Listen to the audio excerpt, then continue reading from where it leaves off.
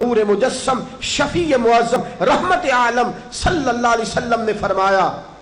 ایک عورت 4 آدمیوں کو لے کے جہنم میں جائے گی، ایک عورت 4 آدمیوں کو لے کے دوزخ میں جائے گی۔ یا رسول اللہ صلی اللہ علیہ وسلم کیا مانا؟ فرمایا بے پردہ پھرتی رہی، لوگوں کو دعوت نظارہ دیتی رہی، گناہوں کے بازار اس کی وجہ سے سجتے رہے، اس کی وجہ سے بد نگاہیاں ہوتی رہیں، لوگوں کے ایمان میں خلل آتا رہا۔ قیامت کا دن ہے، اللہ کے حضور کھڑی ہوئی، رسول رحمت علیہ السلام فرماتے رب نے فرمایا تو بے پردہ گھومتی تھی، تو اپنے چہرے کو دکھاتی تھی، تو غیروں کے لیے بناؤ سنگھار کرتی تھی، تیرے لیے جہنم کا فیصلہ ہے، اب تجھے جہنم میں بھیجا جائے گا۔ بی بی بول کے کہنے لگی مولا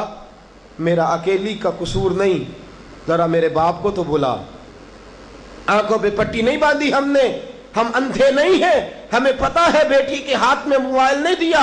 بیٹی کو 12,000 کا موبائل نہیں لے کے دیا، بلکہ اس کے ہاتھ میں ہم نے آگ کا انگارہ پکڑایا ہے۔ انگارہ دے کے کہتے ہو جلنا نا، انگارہ پکڑا کے کہتے ہو نا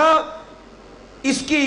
کی تپش سے دور رہنا، یہ کیسے ممکن ہے؟ سید عالم علیہ السلام نے فرمایا عورت کہے گی یا اللہ بلا ذرا میرے باپ کو، بلایا، مولا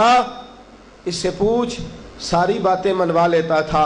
اگر یہ حکم کرتا تو میں کبھی پردہ نہ چھوڑتی، اس نے مجھے کہا ہی نہیں، برقع لا کے ہی نہیں دیا، مجھے کبھی نقاب پہننے کو کہا ہی نہیں، یا اللہ میں اکیلی قصوروار نہیں، میرا باپ بھی میرے جرموں میں برابر کا شریک ہے۔ میرے رسول کی زبان سے نکلا، رب فرمائے گا اٹھاؤ اس کے باپ کو اور اس دونوں کو جہنم میں پھینک دو۔ کہے گی مولا تو سارا کچھ جانتا ہے پر ذرا رک جا، میرے شوہر کو تو بلا،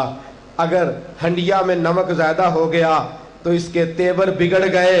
اگر ذرا کپڑے وقت پہ استری نہ ہوئے اس نے جھڑک دیا، جوتے پالش نہ ہوئے تو میکے بھیج دیا، اور میں بے پردہ پھرتی رہی، کبھی توجہ ہی نہیں دی۔ بلا میرے شوہر کو،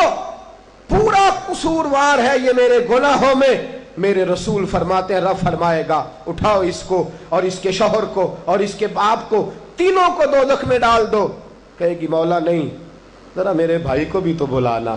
اس سے پوچھ کہ ہر بات تو ڈانٹ کے منوا لیتا تھا، یہ ذرا موڈ بنا لیتا تھا تو میں سارا کچھ چھوڑ چھاڑ کے اس کے کام کاج میں لگ جاتی تھی، یہ بھائی کی محبت میں بلیک میل کر کے سارا کچھ کرا لیتا تھا، پردہ نہیں کرا سکتا تھا،